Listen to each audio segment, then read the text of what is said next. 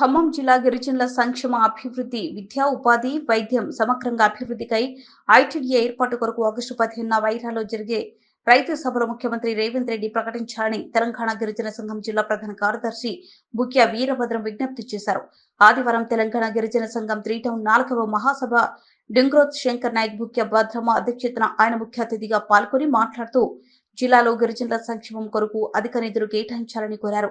జిల్లా కేంద్రంలో బంజారాలకు కేటాయించిన స్థలంలో బంజారా భవన్ నిర్మాణానికి 5 కోట్ల రూపాయలు విడుదల చేయాలని, పోడు భూములు సాగు చేసిన గిరిజన పేదలందరికీ హక్కు పత్రాలు కల్పించి గ్రామ పంచాయతీలో తండాలను రెవెన్యూ గ్రామాలు గుర్తించే విధంగా ముఖ్యమంత్రి చర్యలు చేపట్టాలని తెలిపారు.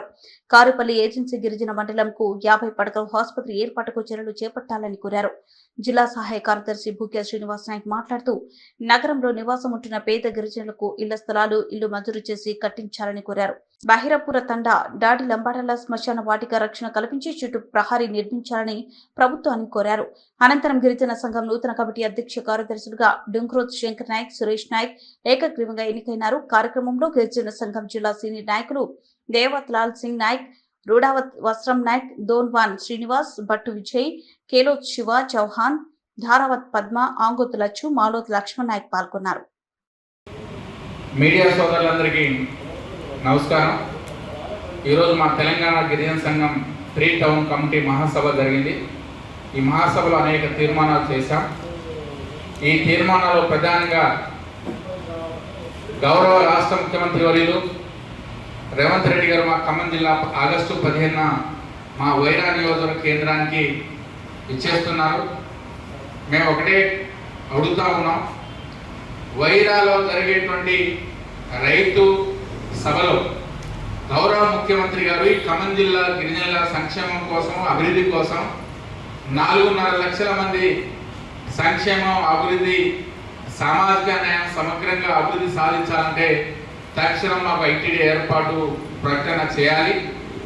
కాంగ్రెస్ ప్రభుత్వం కూడా తన మేనిఫెస్టోలో 5 ఐటీడీలు ఏర్పాటు చేస్తామని చెప్పింది. అందులో ఖమ్మం అవుతుంది. ఇప్పటికీ 8 నెలల కాలం ప్రభుత్వం పరిపాలన ముందుకు వచ్చింది కాబట్టి ముఖ్యమంత్రి గారికి మేము విజ్ఞప్తి చేస్తా ఉన్నాం. వైరాలో 15వ తారీఖు జరిగే సభలో ముఖ్యమంత్రి గారు అధికారికంగా ప్రకటన చేయాలి, ఐటీడీఏ ఏర్పాటు చేస్తున్నట్లు ప్రకటన చేయాలని ఈ మహాసభ తీర్మానం చేసింది.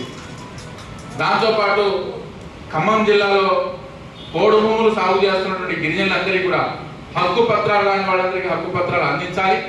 పోడు భూముల జోలికి అటవీ శాఖ అధికారులు వెళ్లకుండా ఆ జాగ్రత్త కూడా తీసుకోవాలి. ఖమ్మం నగరంలో ఉన్నటువంటి గిరిజనులు ఉన్నారు.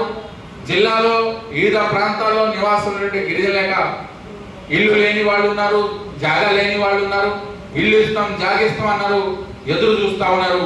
కాబట్టి గిరిజనులందరికీ కూడా ఎవరికి ఏ గ్రామాలకి ఇంత ఇచ్చి కాకుండా ప్రతి గిరిజనుడికి ప్రభుత్వం మొదటి దఫాలోనే ఇళ్ల జాగాతో పాటు ఇల్లు మంజూరు చేయాలని మేము విజ్ఞప్తి చేస్తా ఉన్నాం.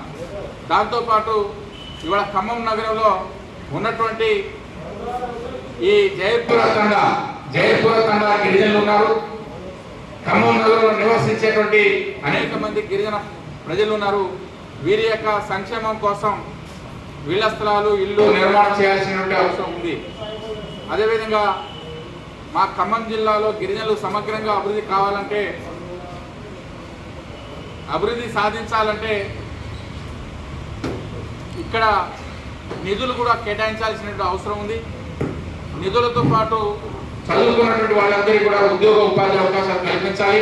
మా గిరిజన ఆశ్రమ పాఠశాల అనేక సమస్యలతో సతమతం అవుతా ఉంది. ఈ సతమతం అయినటువంటి గిరిజన విద్యని అభివృద్ధి చేయాలి. అదేవిధంగా మా బెస్ట్ అవైలబుల్ స్కీమ్ కింద ప్రభుత్వం కనీసం సంవత్సరానికి 300 సీట్లు ప్రతి జిల్లాకి ఇవ్వాలి. ప్రతి విద్యార్థికి 80,000 రూపాయలు స్కాలర్షిప్ ఇవ్వాలి. కానీ జిల్లా 4 లక్షల మంది జనాభా ఉంటే 14 సీట్లు ఇచ్చి ఇవాళ 3,000 మంది దరఖాస్తులు పెట్టుకుంటే 14 సీట్లకే డ్రా తీశారు. కాబట్టి మేము ముఖ్యమంత్రి గారికి డిమాండ్ చేస్తా ఉన్నాం, మీరు ప్రతి సంవత్సరం రాష్ట్రంలో 3,000 సీట్లు ప్రకటిస్తామని చెప్పి ఇప్పటికీ ప్రకటించకుండా కాలయాపన చేస్తూ ఉన్నటువంటి ఇవాళ బెస్ట్ అవైలబుల్ స్కీమ్ కూడా దాని సీట్ల సంఖ్య పెంచాలని మీ ద్వారా ప్రభుత్వానికి విజ్ఞప్తి చేస్తాను. ఒకవేళ ప్రభుత్వం గిరిజనులకు ఇచ్చినటువంటి హామీలన్నీ కూడా అమలు చేయకపోతే రేపు రాబోయే కాలంలో ప్రజలందరూ కూడా అనేక ఉద్యమాలు పోరాటాలు వచ్చే అవకాశం ఉంది.